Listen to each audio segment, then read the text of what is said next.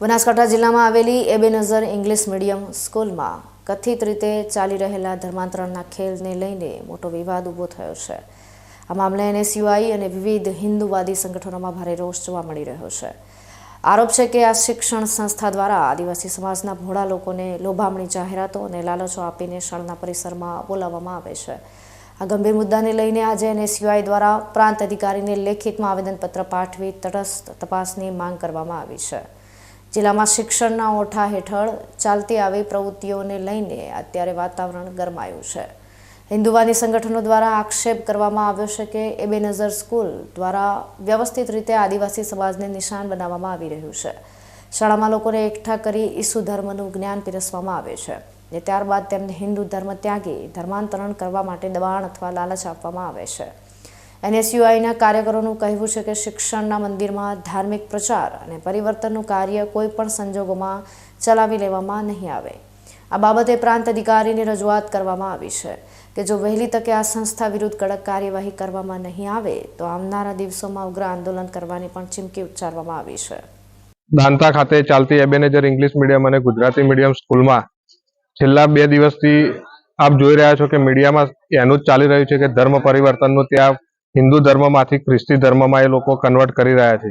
જે બાબતે આજરોજ એનએસયુઆઈ દ્વારા પ્રાંત સાહેબને આવેદન આપી અને કહેવામાં આવ્યું છે કે ભાઈ તાત્કાલિક ધોરણે આ બાબતે તપાસ કરી અને જો આમાં કસૂરવાર નીકળે અને ધર્મ પરિવર્તન ત્યાં થતું હોય તો તાત્કાલિક ધોરણે સંસ્થાના વડા તેમજ સંસ્થા પર કાયદેસરની કાર્યવાહી કરી અને આ ધર્મ પરિવર્તન થતું અટકાવવું જોઈએ।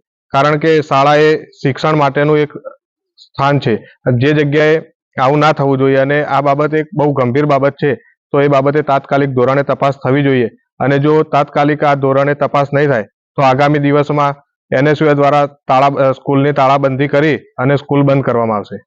2 દિવસ અગાઉ સમાચાર મળ્યા હતા કે એબેનઝર ઇંગ્લિશ મીડિયમની અંદર ધર્માંતરણનું કાર્ય થઈ રહ્યું છે। તો વિશ્વ હિન્દુ પરિષદ ત્યાં પહોંચી અને કાર્યવાહી કરી તો ત્યાં ખરેખર ધર્માંતરણ થઈ રહ્યું હતું અને જો આપણે કહેવા માંગીએ તો કોઈ પણ સંપ્રદાયની સ્કૂલો હોય અને આપણે કડક પગલાં જો લેવા હોય તો હિન્દુ છોકરાઓ અને છોકરીઓ જે બી સ્કૂલની અંદર ભણતા હોય અને આપણા એરિયાની અંદર સ્કૂલ હોય તો ત્યાં હનુમાન ચાલીસા અને છૂટતી વખતે કમ્પલસરી આપણા રાષ્ટ્રગીતનું ગાન થવું જોઈએ।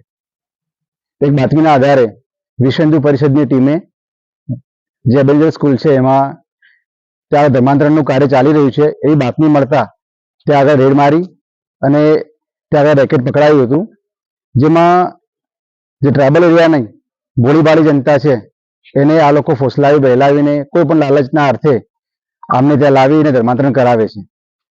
આ રેકેટ બહાર પડતા પાછલા 2 દિવસથી આ પંથકમાં જે બહુ ચર્ચાનો વિષય બન્યો છે અને ત્યાં આગળ ખરેખર આવું ચાલી રહ્યું હોય તો અમે સરકારને અનુરોધ કરીએ છીએ અને તંત્રને અનુરોધ કરીએ છીએ કે આના પર સખ્ત કાર્યવાહી કરે અને તત્કાલ ધોરણે પગલાં લે, નહીં તો તમામ હિન્દુ સંગઠનો અને સર્વ હિન્દુ સમાજ આના પર ગંભીરતાથી જો કાર્યવાહી કરશે તો કાલે સ્કૂલને તાળાબંધી કરવાની પણ કન્ડિશન આવી શકે છે।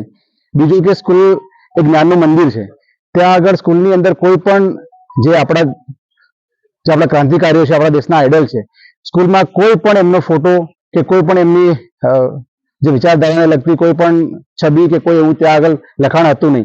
ત્યાં ફક્ત ને ફક્ત ખ્રિશ્ચિયન ધર્મને જે મતલબ પ્રોડ્યુસ કરતા ત્યાં ડોક્યુમેન્ટ્સ હતા। તો અમે સરકારને અનુરોધ કરીએ છીએ કે જ્ઞાનના મંદિરમાં એક મોનોપોલીવાળી આ સિસ્ટમ ના હોવી જોઈએ અને તત્કાલ ધોરણે એના પર એક્શન લે, નહીં તો તમામ હિન્દુ સંગઠનો આ સ્કૂલને તાળા મારશે અને પછી એની કાર્યવાહી બધી સરકારના ઉપર નિર્ભર કરશે।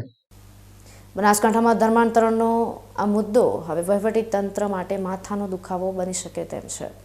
એક તરફ શિક્ષણ આપવાની વાતો અને બીજી તરફ ધર્મ પરિવર્તનના ગંભીર આક્ષેપો વચ્ચે સત્ય શું છે તે તો તપાસ બાદ જ બહાર આવશે। હાલમાં તો એનએસયુઆઈ અને સ્થાનિક સંગઠનોએ આ મામલે રણસિંગુ ફૂંક્યું છે અને શાળા પર લાગેલા આ ગંભીર આરોપોની યોગ્ય તપાસ કરી દોષિતો સામે પગલાં લેવાની માંગ બુલંદ કરી છે।